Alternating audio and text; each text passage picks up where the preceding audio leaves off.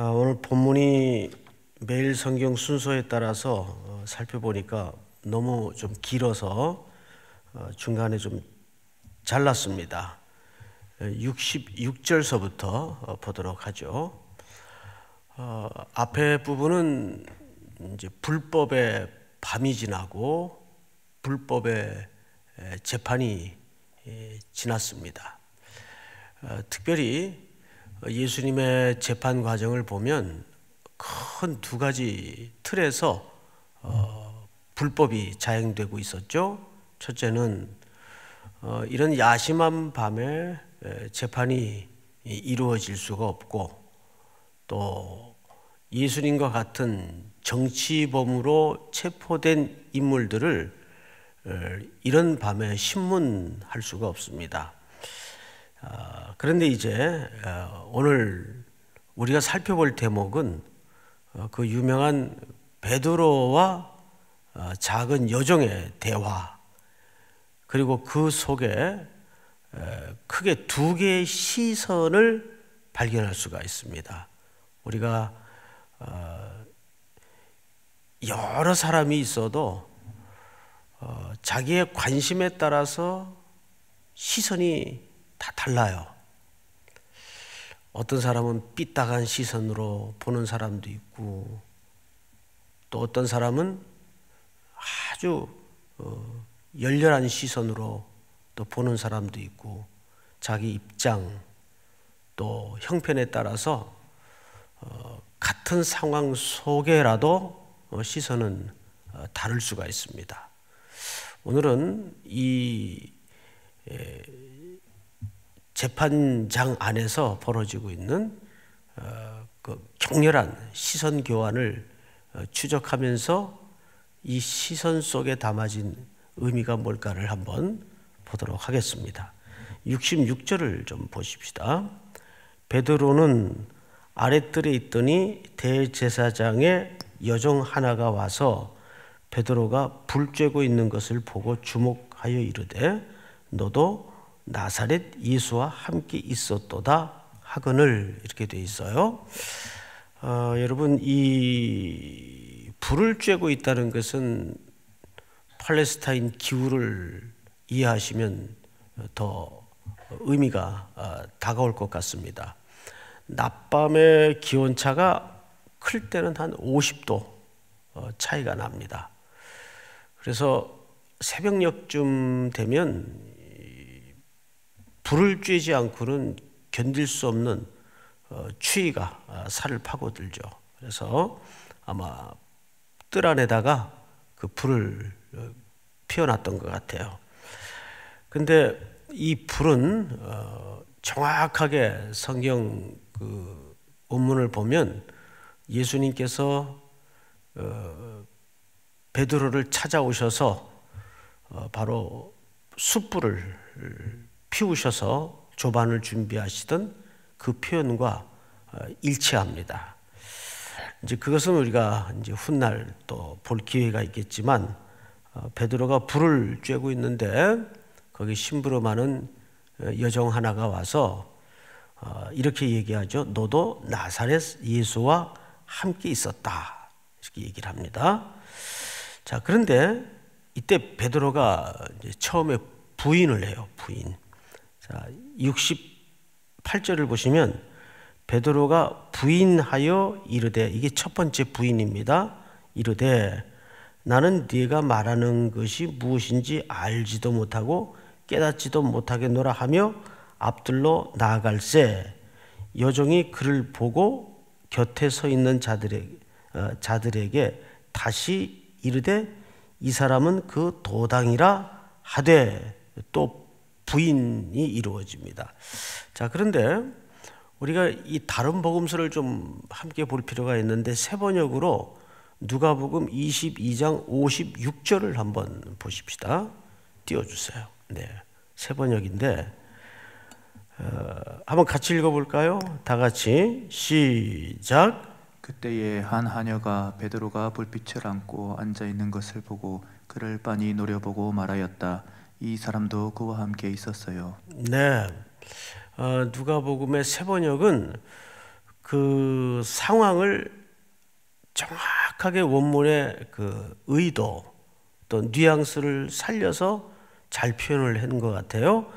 그때에 한 하녀가 베드로가 불빛을 안고 앉아 있는 것을 보고 그를 빤히 노려보고 말하였다.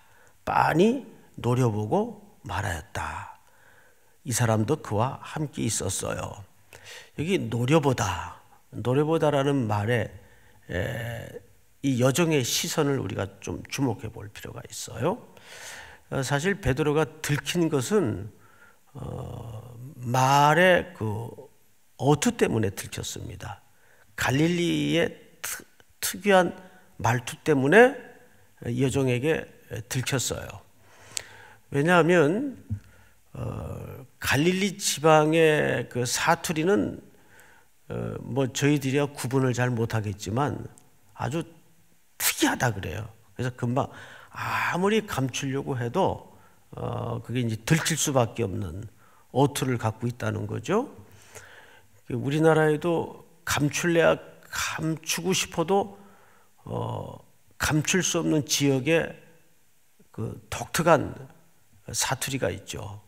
경상도 쪽 말투입니다. 경상도 쪽 말투는 어릴 적에 올라왔어도 뭐 자기는 자기 나름대로 서울말을 표준말을 쓴다고 우겨요. 근데 보면은 단어나 그 문장은 표준말이 맞아요. 근데 결국 뭘 속일 수가 없죠? 뉘앙스, 어투 이건 못 고쳐요. 저도 대구에서 초등학교를 지내고 서울에 일찍 올라와서 표준말을 쓴다고 써요. 쓰는데 가끔 자주는 아닌데 가끔 나도 모르게 그 뉘앙스가 툭툭 이렇게 배어 나올 때가 있습니다. 그건 못 속이는 것 같아요. 우리 교회도 그쪽 지역의 분들 이렇게 대화를 하는 걸 들어보면 단어 선택이나 모든 게 표준말을 쓰는데 이렇게 설교할 때 들어보면 대번 알아요. 뉘앙스. 이게 이제 갈릴리 지역의 특유의 그런 이제 말투가 있어요. 뭐 우리야 당연히 구분을 못 하는데 그쪽 사람들은 대번 알죠. 자, 그런데 여기 보면 이 여종이 빤히 쳐다봤다라는 이 말이 갖는 그 어의는 무슨 뜻인가 하면 이런 뜻입니다.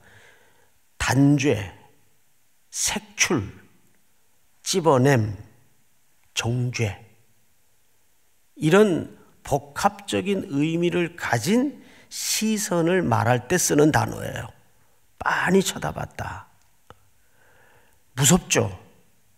누가 나를 이렇게 빤히 쳐다보면 무섭죠. 그만 거기서 베드로는 들킵니다.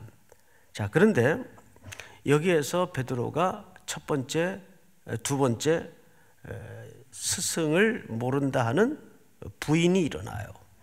자, 그런데 또 성경을 보십시다. 72절을 보시면 닭이 곧 두 번째 울더라. 이에 베드로가 예수께서 자기에게 하신 말씀 곧 닭이 두 번 울기 전에 네가 세 번 나를 부인하리라 하심이 기억되어 그 일을 생각하고 울었더라. 그러니까 베드로가 회개한 것은 울었던 것은 닭소리 때문에 울었던 건 아닙니다. 닭소리가 하나의 사인은 되었어도 어떤 경우에는 뭐 닭소리 때문에 회개를 했다. 이제 이런 설명들이 가끔 있는데 여느 닭하고 뭐 똑같은 울음소리였겠죠. 닭소리는 하나의 사인이지 닭소리 때문에 베드로가 회개를 한 건 아니에요. 그러면 오늘 우리가 함께 생각해 볼 주제는 뭐냐면 과연 유다의 눈물과 베드로의 눈물, 베드로의 회개는 어떻게 기인된 걸까? 어떤 차이가 있을까? 그래서 베드로가 정말 회개한 근본적인 몇 가지 이유를 우리 좀 찾아서 성경을 좀 보도록 하겠는데요. 우선 누가복음 22장 61절을 한번 좀 보십시다. 누가복음 22장 61절 한번 같이 큰 소리로 좀 읽읍시다. 다 같이 시작. 주님께서 돌아서서 베드로를 똑바로 보셨다. 베드로는 주님께서 자기에게 오늘 닭이 울기 전에 내가 3번 나를 모른다고 할 것이다 하신 그 말씀이 생각났다. 이 본문을 잘 보시면 우린 여기서 베드로가 근본적으로 회개하게 된 3가지 정확한 이유가 누가에 의해서 드러나고 있는 것을 만나게 됩니다. 마가복음은 아무래도 이제 분량이 짧다 보니까 또 관점이 좀 다를 수밖에 없겠죠. 그래서 생략된 부분이 굉장히 많아요. 그런데 누가복음에 이어서 쓰여진 다른 사복음서 본문을 잘 보시면, 자, 누가복음 22장 61절 세 번역으로 좀 제가 다시 한번 읽겠습니다. 주님께서 돌아서서 베드로를 똑바로 보셨다. 자, 그러니까 베드로의 시선과 주님의 시선이 마주친 거죠. 베드로의 눈빛과 주님의 눈빛이 마주친 거예요. 마가는 이 시선 교환을 생략했어요. 그러면 이 현장에는 크게 2가지의 시선이 강렬하게 교차되고 있었다는 거예요. 여종은 베드로를 집어내기 위해서, 색출하기 위해서 많이 쳐다봤어요. 그런데 그 현장에 조금 떨어져 있었던 예수님은 돌아서서 베드로를 똑바로 보셨어요. 그때 베드로의 눈빛과 예수님의 눈빛이 마주칩니다. 베드로는 주님께서 자기에게 오늘 닭이 울기 전에 네가 3번 나를 모른다 할 것이라 하신 그 말씀이 어떻게 했다고 돼 있죠? 생각났다. 첫째, 베드로의 회개는 말씀이 생각났기 때문입니다. 주님이 평소에 자기를 향하여 하신 말씀이 기억이 난 거예요. 근데 그 말씀은 어느 순간에 기억을 되살려 놨습니까? 주님의 시선과 베드로의 시선이 마주치는 순간에, 주님의 시선과 베드로의 시선이 마주치는 순간에. 근데 여기 더 근본적인 이유가 있어요. 그 근본적인 이유가 뭐냐 하면, 우리는 보통 회개는 내 결정과 내 결단의 정서적 반응이라고 생각을 합니다. 그런데 이 본문을 읽다가 소스라치게 우리가 놀랄 수밖에 없는 대목이 있습니다. 이 뭐냐 하면, 주님께서 돌아서서. 사실 베드로의 회개는 여기서부터 시작이 됩니다. 제가 이 대목에서 놀랐던 것은, 그렇구나, 회개는 우리가 회개를 하는 것이 아니라 주님이 우리를 향하여 돌아서시는 거예요. 예수님이 우리를 향하여 돌아서세요. 그러면서 지금 자기를 거듭 3번에 걸쳐 모른다 부인하고 있는 제자를 봅니다. 과연 이 주님이 제자를 바라보시는 시선 너머에는 어떤 의미가 깔려 있을까요? 저놈 나한테 저럴 수가 있나? 뭐 그러셨을까요? 아니에요. 이미 이 제자의 연약함도 아셨고 아픔도 아셨어요. 그리고 심지어 뭐라고까지 말씀하셨죠? 내가 넘어진 후에 네 형제를 굳게 하리라. 내가 넘어진 후에 내 형제를 굳게 하리라.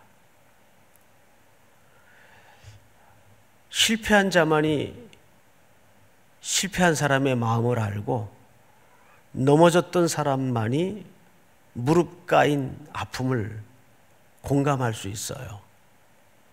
내가 넘어진 후에야 네 형제를 굳게 할 수 있으리라.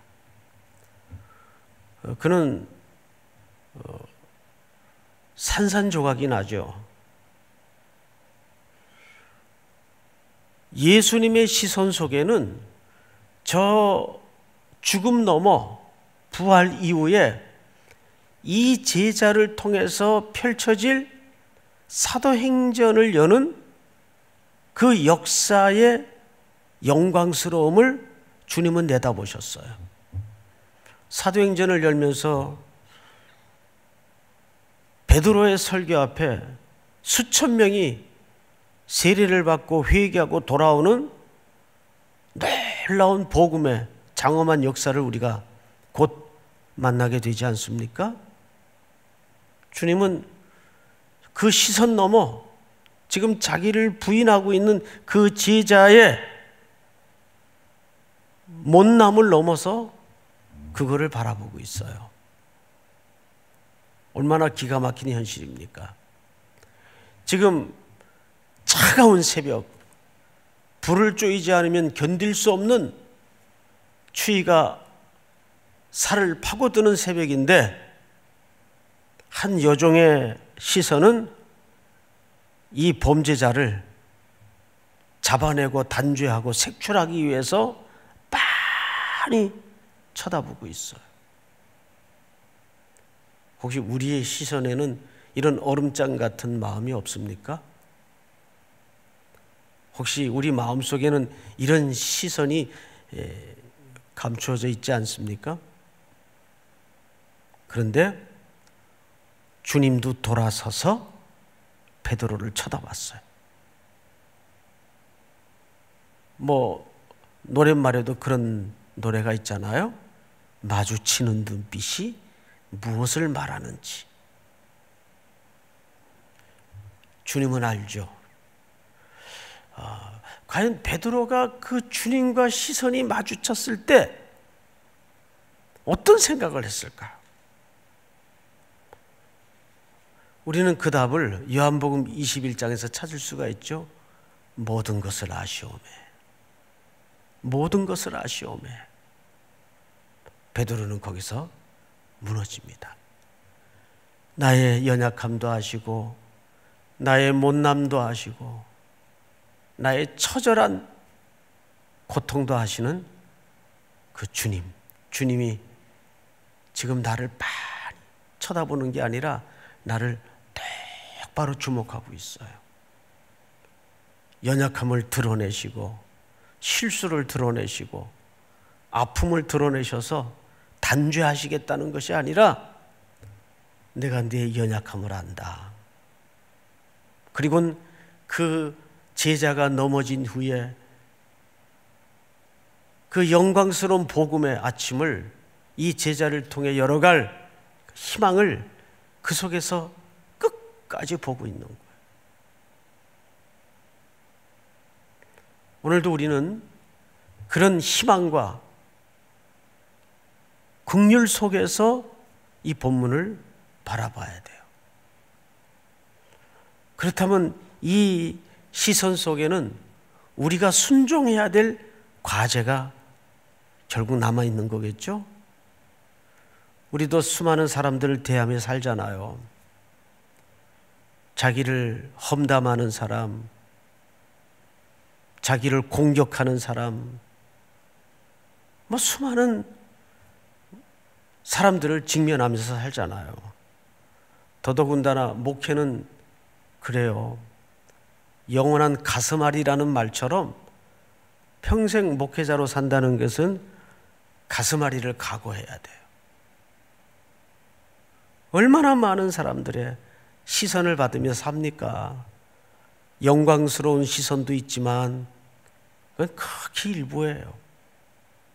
곡해와 오해와 공격과 수모와 비난과 모함과 이런 시선들을 다 맞으면서 살아야 돼요. 그럴 때 우리 마음속에 얼마나 부딪힘이 클까요? 우리가 끝까지 또 목회자로서 놓치지 말아야 될 시선이 있다면 주님의 시선이에요. 지금은 이 사람이 이렇지만 이 사람을 위해서 피 흘려 십자가에 죽으신 그 예수님의 희망에 내 시선을 옮기는 거예요. 사랑하는 우리 동역자 여러분, 성도 여러분, 믿습니까? 그 예수님의 긍휼에 우리의 시선을 옮기는 거예요. 이 세상은 그 겹불을 쬐고 있는 베드로를 향하여 빤히 쳐다보는 시선이 가득한 삶입니다. 인터넷을 들어가 보세요. 얼마나 비인격적이고 더럽고 악한 댓글이 그런 시선으로 많이 돌아다닙니까? 주님이 고난을 받으신 것은 그런 씻어낼 수 없고 고쳐낼 수 없는 우리의 더러운 죄악을 십자가에 다 끊어버리기 위해서 십자가에 죽으신 겁니다.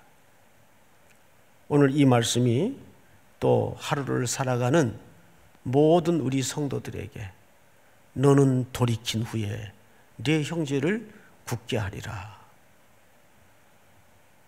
무너질 수밖에 없는 우리의 인생들을 다시 새롭게 빚으셔서 오늘도 그 주님의 시선 속에 우리를 묶어두시는 그 사랑에 다시 한번 철저히 메어지는 복된 하루가 될 수 있기를 주님의 이름으로 축복합니다.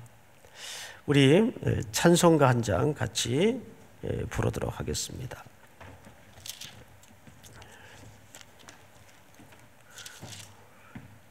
(290장) 우리는 주님을 늘 배반하나.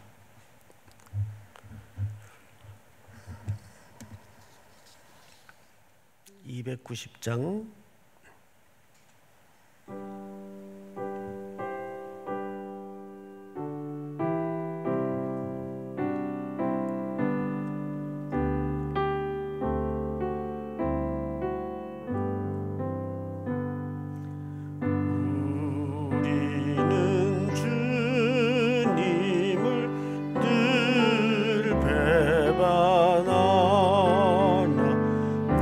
주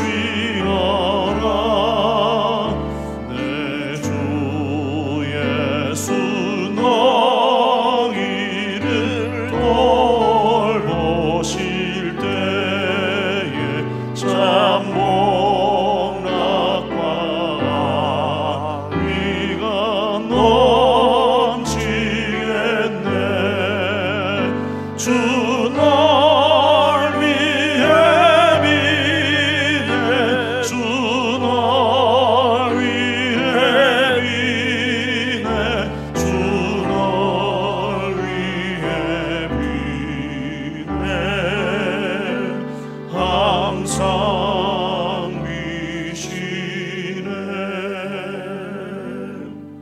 우리 성경 한 구절만 더 보고 제목 붙잡고 한번 기도하겠습니다. 우리 누가복음 22장 31절 32절을 한번 다 같이 자막으로 한번 읽고 기도 제목을 삼도록 하겠습니다. 시몬아 시몬아 보라, 사탄이 너희를 밀가부르듯 하려고 요구하였으나 그러나 내가 너를 위하여 네 믿음이 떨어지지 않기를 기도하였노니 너는 돌이킨 후에 네 형제를 굳게 하라. 주님이 우리를 위해서 그렇게 기도하셨습니다. 우리는 주님의 그 기도를 믿습니다. 오늘 이 말씀 붙들고 다시 한번 우리의 회개마저도 그 근거와 그 조건이 우리에게 있지 않고 주님의 우리를 향하신 돌아섬, 우리를 향하신 기도, 주님의 시선 넘어 우리를 바라보시는 그 소망에 있었음을 기억하여 다시 한번 너는 돌이킨 후에 네 형제를 굳게 하라, 이 말씀 붙잡고 또 기도하는 우리 모두가 될 수 있기를 축복합니다. 우리 다 같이 한번 소리내서 통성으로 기도합니다. 사랑하시는 아버지 하나님 감사합니다. 우리는 늘 주님을 배반하지만 오늘도 우리 속에 임재하셔서 우리의 기도